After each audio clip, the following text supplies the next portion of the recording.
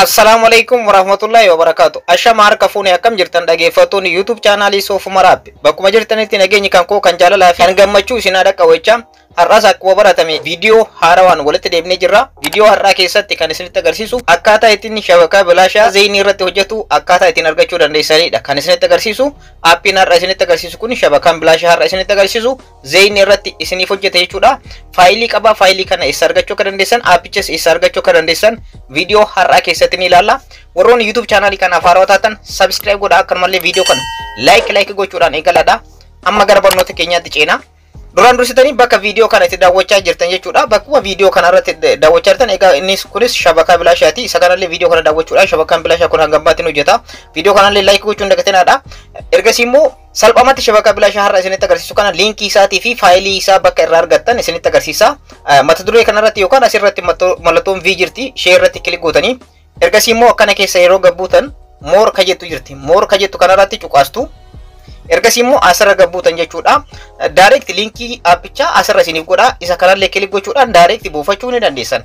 Akkanumallee dhaggeeffattoota kan koo social media ka jedhu kanarratti linkii chaanaala Telegram kan kootii asirra isiniif kaa'ee jira. Telegram ka jedhu fuulduratti linkii chaanaala Telegram kan kootu jira. Isarratti cuqaastu jechuudha. Salphamatti faayilii fi aappii kana salphamatti akka argattaniif isarratti cuqaastu.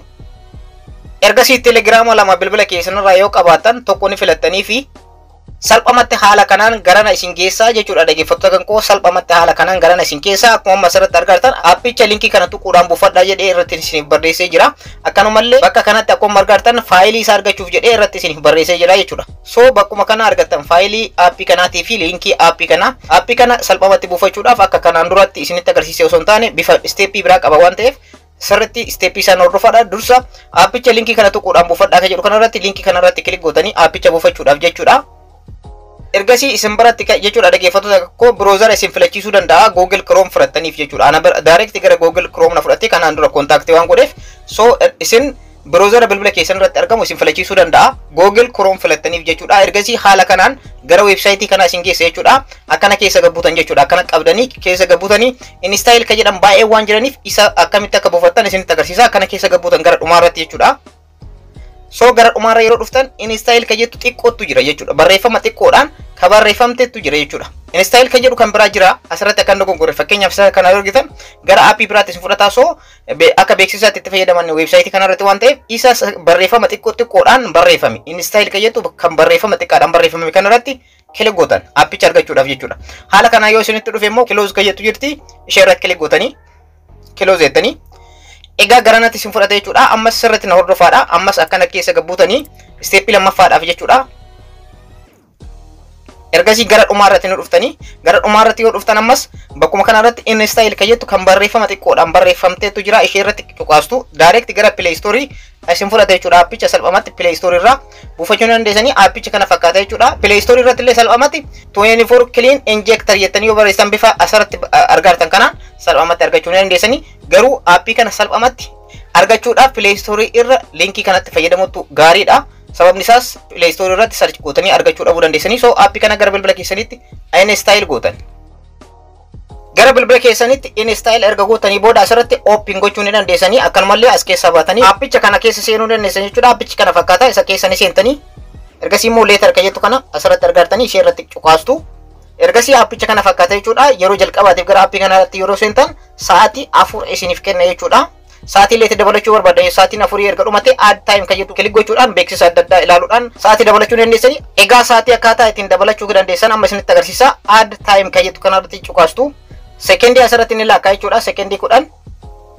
Ergasii claim reward ka jettu kanarratti kilik gootanii inni hangam akka naaf kennu sekendii kun yeroo dhumatetti haa ilaallu.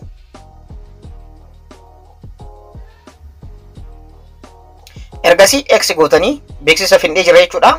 Egaa akkuma asirratti argattan sa'aatii 8 naaf ta'ee jira jechuudha. Haala kanaan itti dabaltan jechuudha. Haala kanaan itti dabaluu ni dandeessanii. Amma sa'aatii itti edachuu yoo barbaadan claim reward ka jettu kana kilik gochuudhaan beeksisa adda addaa ilaaluudhaan sekendii muraasaaf asirratti sa'aatii akka isiniif dabalu gochuu ni dandeessanii.